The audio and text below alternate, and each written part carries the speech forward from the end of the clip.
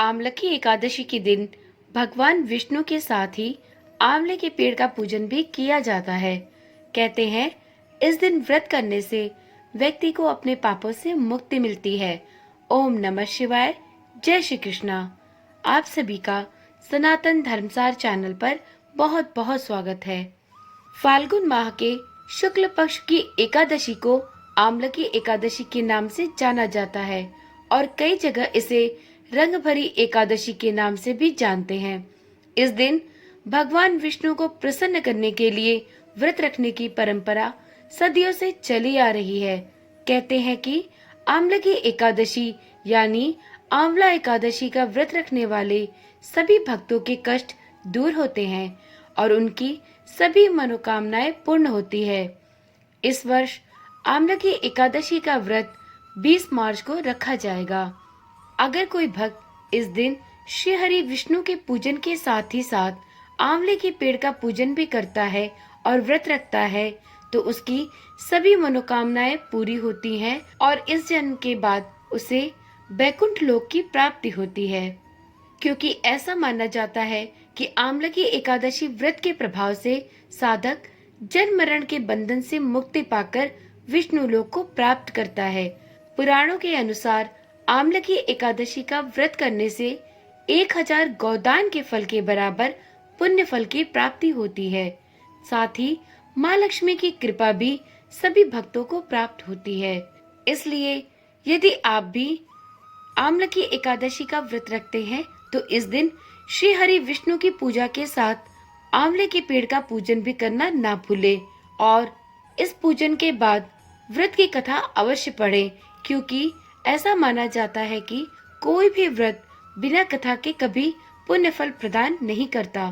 तो चलिए आज की वीडियो में सुनते हैं आमलकी एकादशी व्रत कथा। श्री विष्णु भगवान का हृदय से मनन करते हुए इस पावन एवं मोक्षदायिनी कथा का प्रारंभ करते हैं। पौराणिक मान्यताओं के अनुसार ऐसा माना जाता है कि ब्रह्मा जी की उत्पत्ति विष्णु जी की नाभि से हुई थी।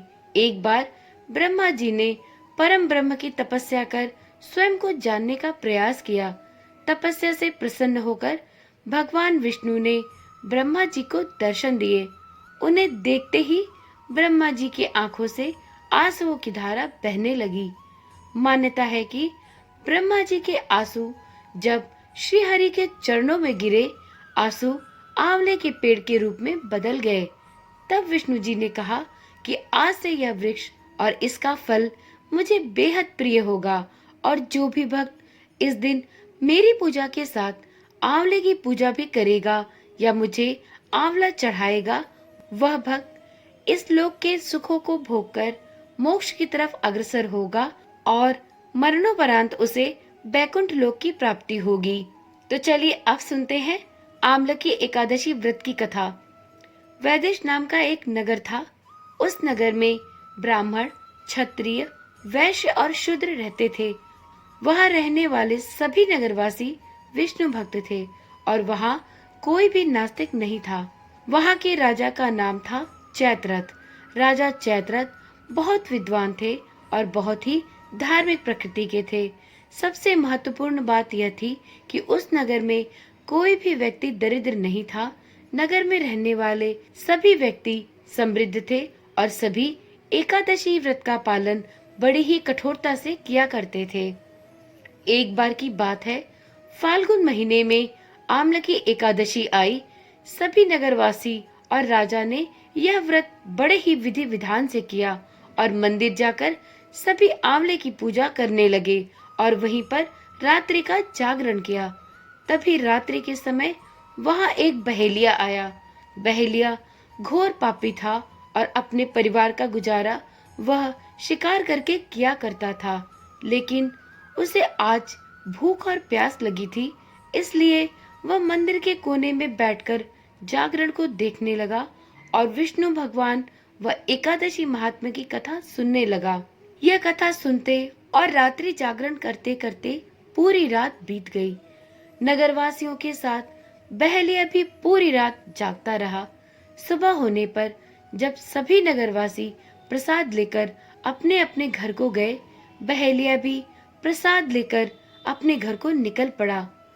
कुछ दिनों के पश्चात बहलिए की मौत हो गई, लेकिन उसने आम्ल की एकादशी व्रत कथा सुनी थी और जागरण भी किया था। इसलिए अगले जन्म में वह राजा विद्रुत नाम के एक राजा के घर में जन्मा। राजा ने उसका नाम वसुरथ रखा। बड़ा होकर वह नगर का राजा बना। एक दिन वह शिकार पर निकला, लेकिन बीच में ही वह मार्ग को भूल गया। रास्ता भूल जाने के कारण वह एक पेड़ के नीचे ही सो गया। थोड़ी देर बाद वहीं पर कुछ मलेच्छ आ गए और राजा को अकेला देखकर उसे मारने की योजना बनाने लगे।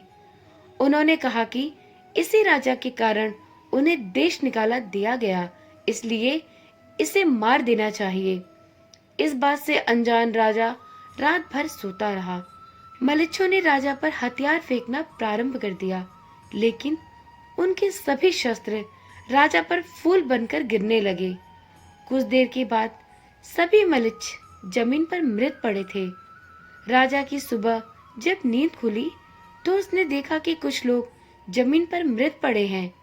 राजा समझ गया कि वह सभी उसे मारने के ध्येय से आए थे, लेकिन किसी ने उन्हें ही मौत की नींद सुला दिया। यह देखकर राजा ने कहा कि जंगल में ऐसा कौन है जिसने उसकी जान बचाई है। तभी एक आकाशवाणी हुई कि हे राजन, भगवान विष्णु ने तुम्हारी जान की रक्षा की है, क्योंकि तुमने पिछले जन्म में आम्ल की एकादशी व्रत कथा सुनी थी, रात्रि जागरण किया था और एकादशी के प्रसाद को ग्रहण किया था।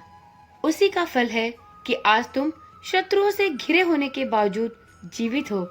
राजा यह आकाशवाणी सुनकर श्री हरि विष्णु को प्रणाम करके नतमस्तक होता हुआ खुशी खुशी अपने नगर को लौटा और अपने राज्य में जाकर सभी को एकादशी व्रत के महात्म्य के बारे में बताया और पूरे नगर में यह घोषणा कराई कि आज से सभी एकादशी का व्रत करेंगे और फाल्गुन माह में आने वाली आम्ल की एकादशी व्रत कर भगवान श्री हरि विष्णु का पूजन करने के साथ ही सभी नगरवासी आंवले के पेड़ की पूजा भी करेंगे।